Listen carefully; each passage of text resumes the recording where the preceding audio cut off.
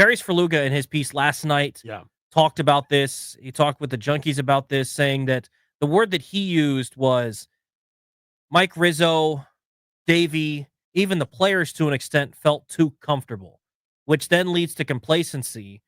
And when you play high school sports at a low level, like I did, when you play, college sports sometimes at a lower level to an extent like I did, where it's just about participation and everything, then you can have we went out there and we had fun. This is professional sports, BMitch. It's not about having fun. It's about winning ball games. And this team hasn't done that. But when you get comfortable in your job, you get comfortable in your spot, you get comfortable in where you're at, it can lead to that complacency where it's no longer about those wins and losses.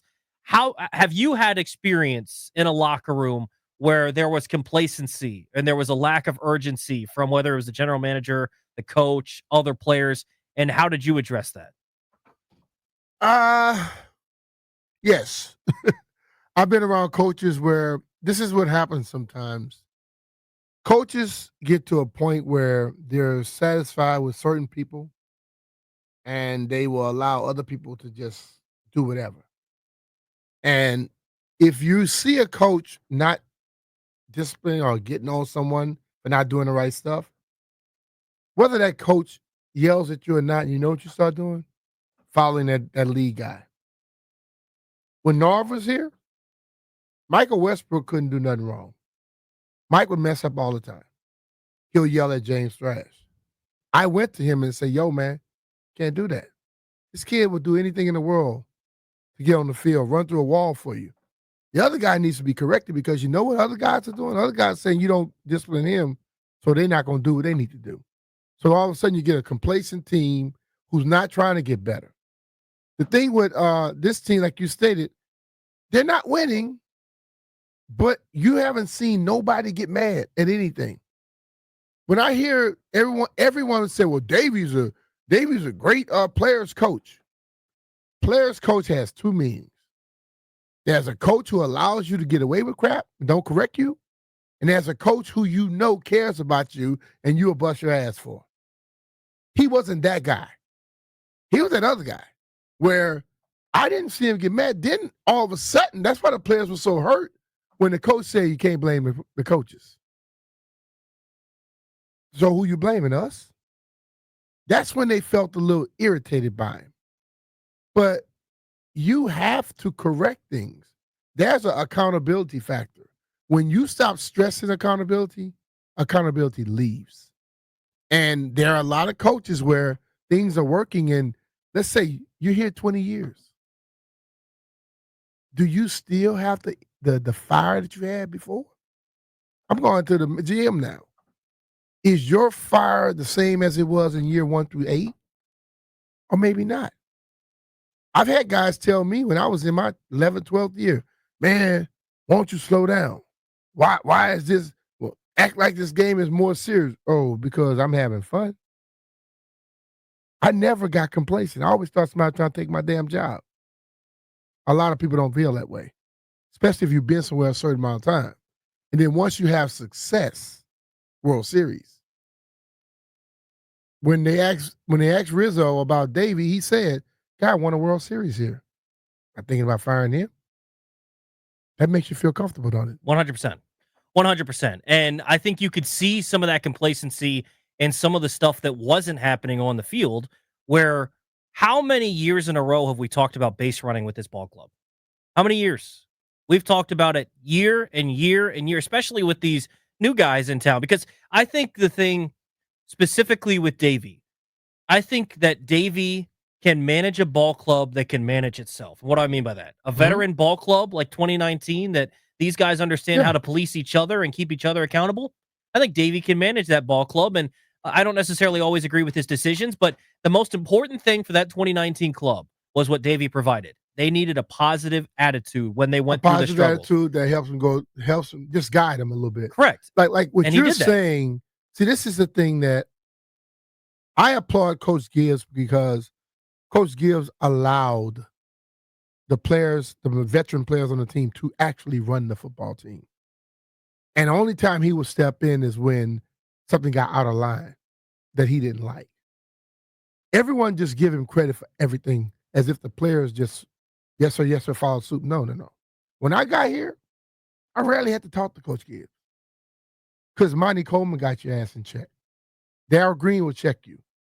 Tim Johnson, Charles Mann, Wilbur Marshall, those guys would check you. So the coach didn't have to worry about it because once they saw you doing something wrong, hey, yo, come here, let me holler at you, young man. So the coach didn't even know what was going on most times. Players corrected it. And when you have a veteran-led team like that, the coach get to ride. He's in the passenger seat, chilling.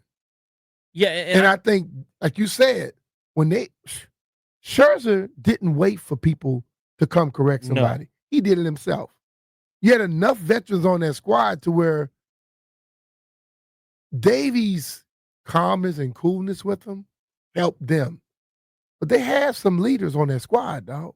Yeah, 100%. I think you look at it, and I don't think it's a coincidence. Like, you're talking about Monty Coleman and guys like that. They weren't going anywhere, BMitch, and they've been there. Yeah. Right? Like, they had been on the team.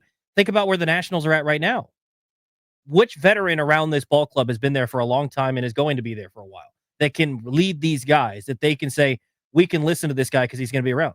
You can't name one. You can't name, but I think what the difference between older players and younger players, the older player who've been around a long time, they don't just take your kindness for a weakness.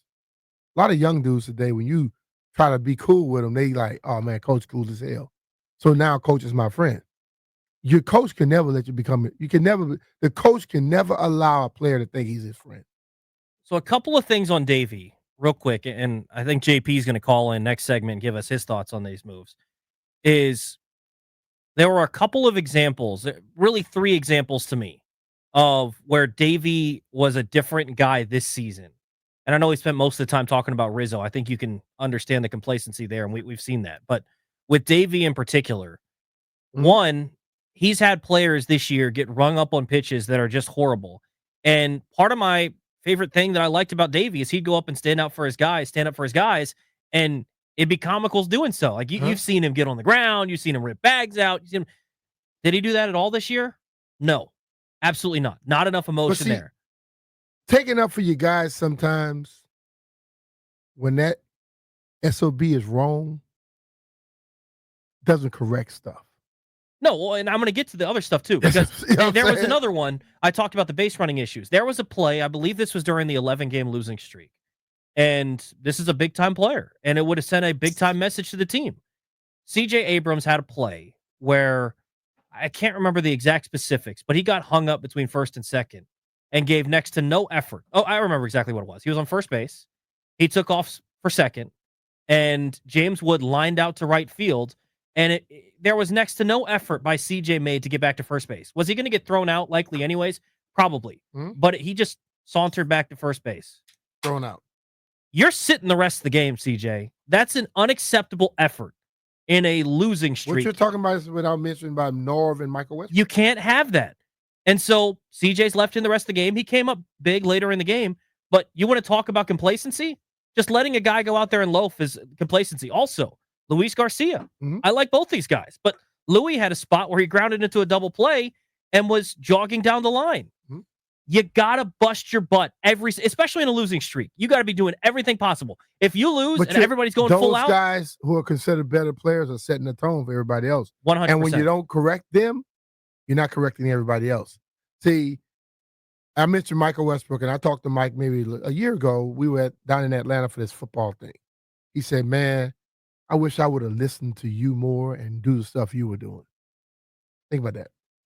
So I remember one time I got on some players after they make a mistake, and they changed up.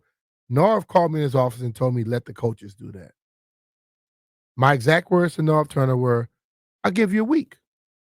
If you take care of what you're supposed to take care of, I won't ever say nothing else to the players. But if you don't, I'm going right back to who the hell I am. I've always felt that it's not just the coach, the manager. It's the veteran players on the squad, too, that could correct things. And after a week, you know what I did? I started telling them what the hell to do again. Sure. Because Norv wasn't doing it. And the rest of his coaches weren't doing it. Terry Rubisky would. But the rest of the coaches that were under him wouldn't do it. Why? Because you're setting the tone. We're supposed to let the stars, the first round draft pick, we let them just do what the hell they want to do, your rest of your team gets screwed up like that. Do they have that guy? Did Davey, like you said, obviously he didn't. Did he check him when he needed to? You know, like with Bill Belichick and Tom Brady, Bill used to get on Tom heavily in front of players, but then go talk to him and tell him why he did it later on. Same thing David Culley did to me when I was a quarterback at USL. He would ream me, and I said, Coach, what the hell was that? He said, you can handle it. I couldn't just not say something to you when I got to correct everybody else. So now the players won't make the mistake because I got on you. But he did it behind closed doors. He knew how to do it. But he didn't just not say anything at all to me. And the other players go, well, damn, BMitch do it, I'm going to do it.